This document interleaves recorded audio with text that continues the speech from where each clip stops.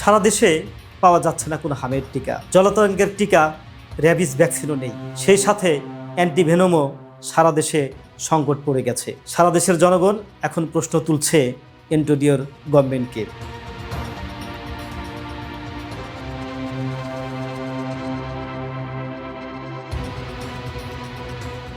এন্টোডিওর গভর্নমেন্টের শাসনামলে সারা দেশে কোনো টিকা আমদানি করা হয়নি, যার ফলে দীর্ঘদিন ধরে শিশুসহ বড়রাও টিকা থেকে দূরে ছিল। অন্তর্বর্তীকালীন সরকারের সময়ে সারা বাংলাদেশের কোনো হসপিটালে র্যাবিস টিকা পাওয়া যায়নি সাবে কাটার অ্যান্টিভেনমও। সেই সাথে আমদানি করা হয়নি হামের টিকা।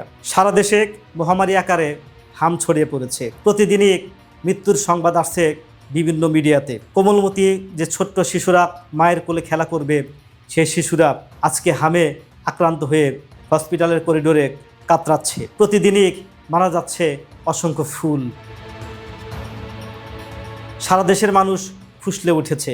অনেকেই আবার দোষ চাপাচ্ছে বর্তমান সরকারের উপর। বর্তমান সরকার বলছে আমরা তো কেবল ক্ষমতায় এলাম, কিন্তু যারা দীর্ঘ 1.5 বছরের উপরে ক্ষমতায় ছিল তারা কোনো টিকা আমদানি করেনি, যার ফলে বাংলাদেশের কোনো হসপিটালে টিকা পাওয়া যাচ্ছে না। এই অবস্থা যদি আর কিছুদিন চলতে থাকে তাহলে হামসহ জলাতঙ্ক এবং সাপে কাটার যে অ্যান্টিভেনম সেটির অভাবে বাংলাদেশে একটি মহামারী সৃষ্টি হতে পারে। তাই জনগণ সহ সুশীল সমাজ এবং সচেতন মহল বর্তমান সরকারের প্রতি আহ্বান জানাচ্ছে এর প্রতিষেধকগুলা সরবরাহের জন্য। এটি যদি সরবরাহ করা না যায় তাহলে বাংলাদেশের অবস্থা অত্যন্ত খারাপ হয়ে যেতে পারে এবং তার পুরো দায় পড়তে পারে বর্তমান সরকারের উপর। বর্তমান সরকার জনগণের নির্বাচিত সরকার, কাজেই জনগণের দাবি দেওয়া এই সরকারের প্রতি একটু বেশি থাকতেই পারে। সেজন্য সরকারের উচিত জনগণের দাবি দেওয়ার প্রতি অগ্রাধিকার দেওয়া। সেই সাথে এই সমস্ত প্রতিষেধকগুলো, শুধু এই সমস্ত প্রতিষেধক নয়, অপ্রতুল ওষুধসহ বিভিন্ন সরঞ্জামাদি সরবরাহ করে